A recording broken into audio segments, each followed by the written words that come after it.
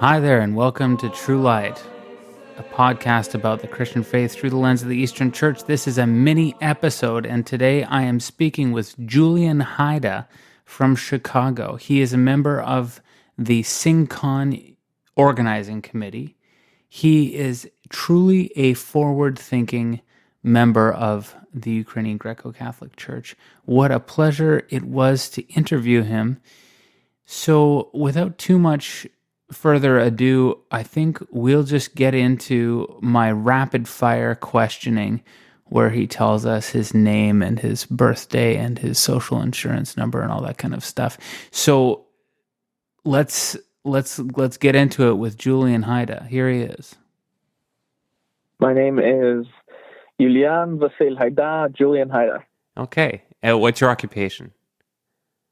I'm a journalist. A journalist. Cool. Home city, home parish.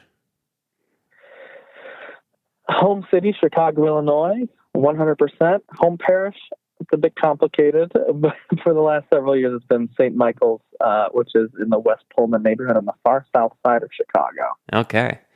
Favorite saint? Favorite saint? Well, my namesake, St. Julian of Tarsus, who was put into a sack full of sand, poisonous reptiles, scorpions, cast into the ocean, only to have his incorruptible body wash up on the shore and discovered by St. John Chrysostom. Oh my goodness. I think that's a pretty cool story. Whoa. Wow. I mean, wow, this is rapid fire, so I won't comment, but my goodness, poisonous reptiles. Favorite season? Winter. Wow. Pet. Do you have a pet? Cats. Oh, there you go. Favorite sports team? Oh, Chicago Cubs. There you go. And what's your involvement with Massey? Probably not a rapid fire question, but.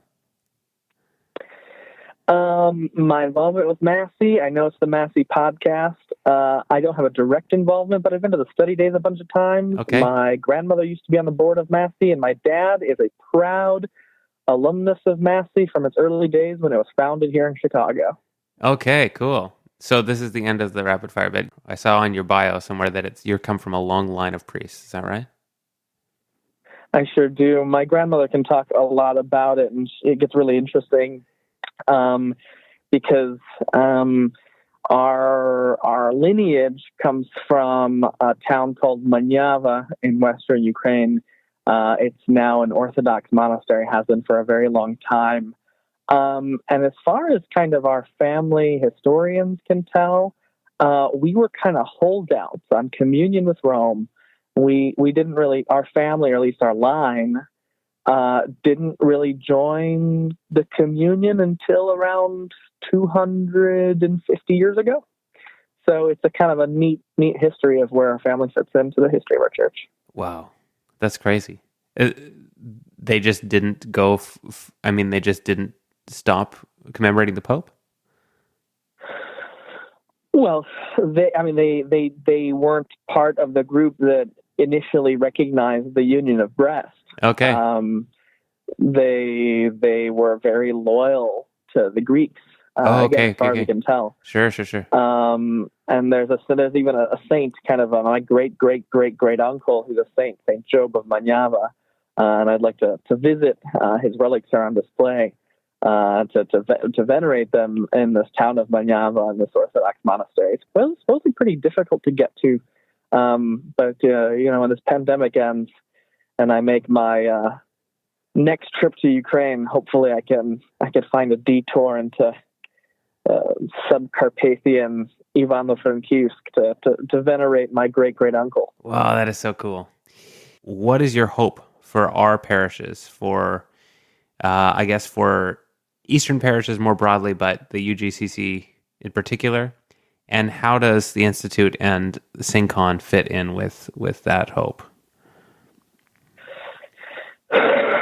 That's a really big question. I know it's a big question. Okay, so start with the first part. What's your hope for our parishes? What do you, if you had, if you could see God working in a beautiful way, and I know that you are not as imaginative as God is, and so we have no idea what's going to happen, but what are some of the good things that you're picking up on that you hope will sort of broaden in our parishes?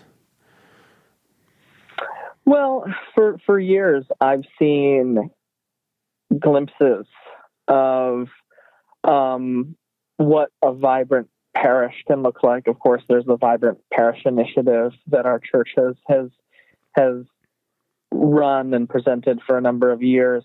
And what I'm hoping is to see all of those kind of small initiatives that I see great potential for kind of come together and allow for a church that is rooted in a sense of place.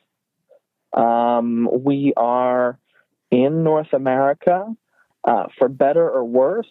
The people who decide whether that's better or worse, whether they be political actors or whether that be God, are making those decisions that are beyond our control. So we should make the best of our situations and truly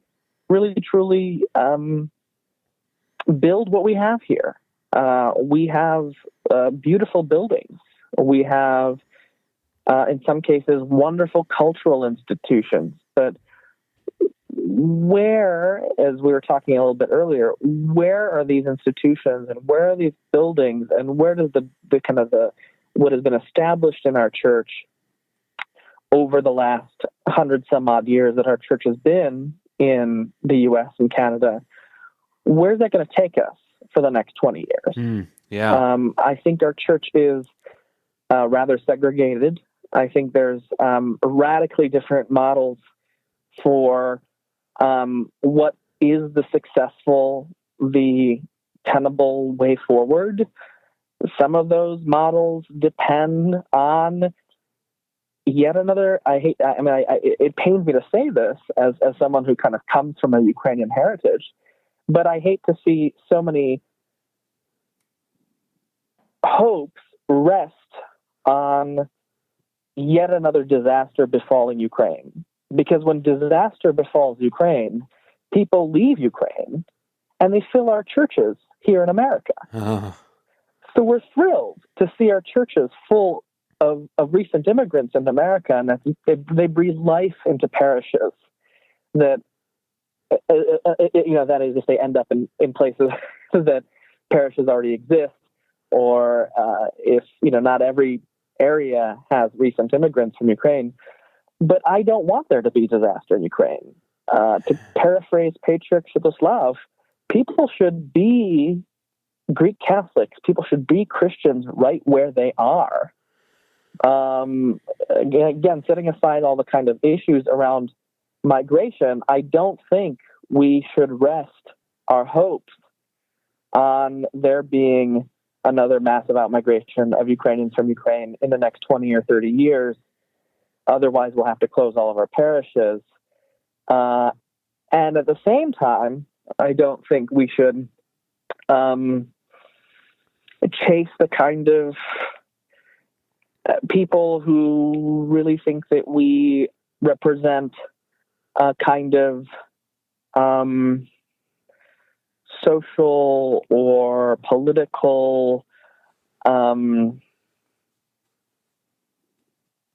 refuge from the challenges of the world. We should acknowledge that the world is a challenging place. Yeah. And the church should be, kind of in the words of St. John Chrysostom, a place of healing. Yeah. Right. So we can't be a kind of an ideological refuge where people can live out their frustration with the Latin Church. Sure. Yeah. Their frustration with the Orthodox Church. Yeah. Their ideological frustrations.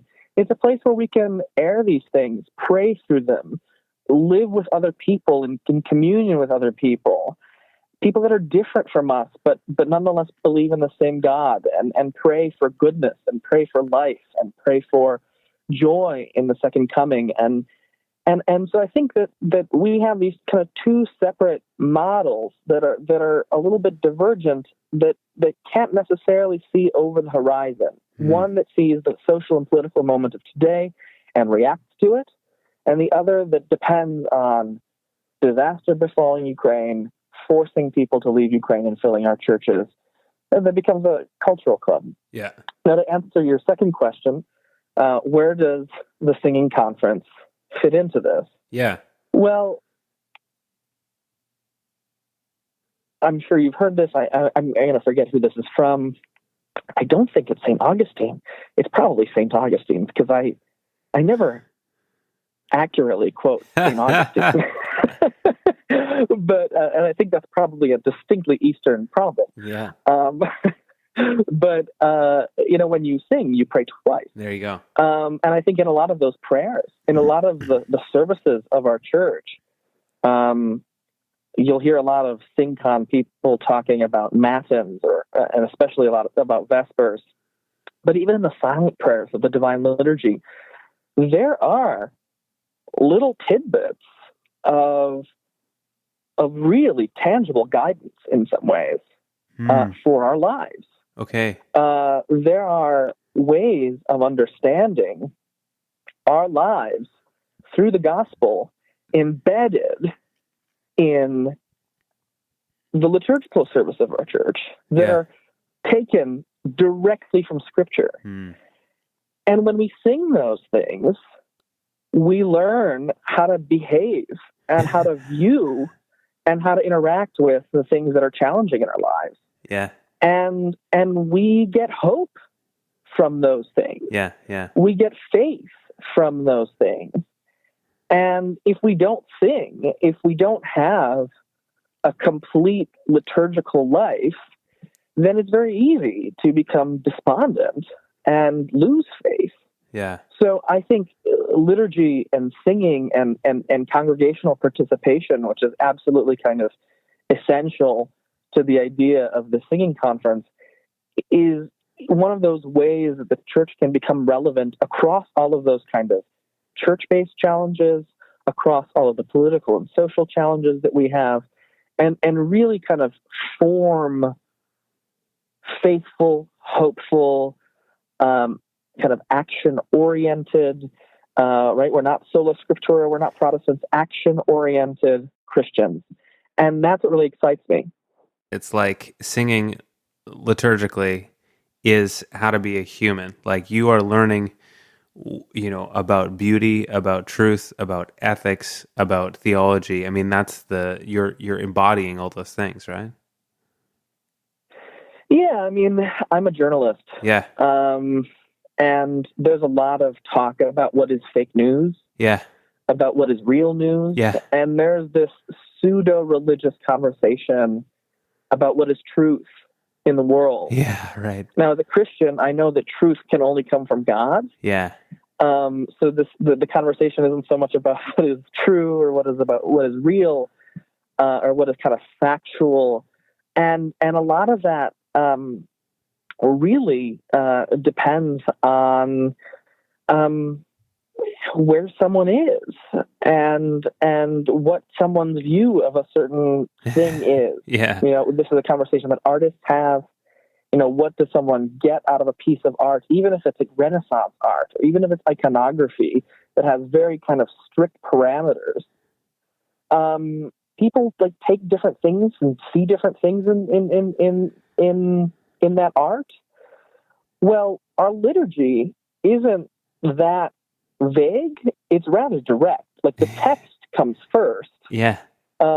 And even though we can't fully grasp it because we're humans, and humans are limited by our sinfulness, by death, we can still read those texts and fully internalize them because we put them to music, so we can stubbornly kind of repeat them. Yeah. And that's why I really think that people should sing more, because you can't necessarily put your finger on it, but when you repeat it, when you sing it, when that text becomes internalized through melodies, through rituals, we still might not be able to describe truth, but there's something still being communicated to us that is just completely ineffable. Yeah. And that is truth, even if we can't necessarily describe it in ways that a journalist describes an event. Exactly. And it's the kind of truth that you need every year.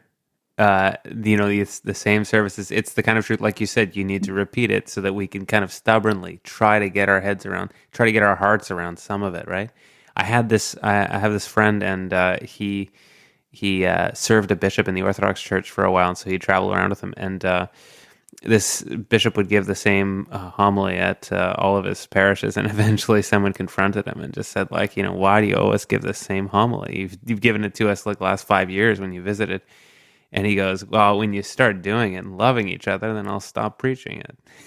It was, but I feel like that's what I think of every time, you recognize the same things from the year previous. You think, well, this is what God is saying. Start doing it, and we can stop singing it. Yeah, what a gift it is. So, thank you, Julian. Big thanks to Julian and Roman and Melita who have joined us over the last little while. We got one more SingCon mini episode for you, and then we'll get back to regularly scheduled programming. God bless you. Thanks for tuning in. Take care. Bye-bye.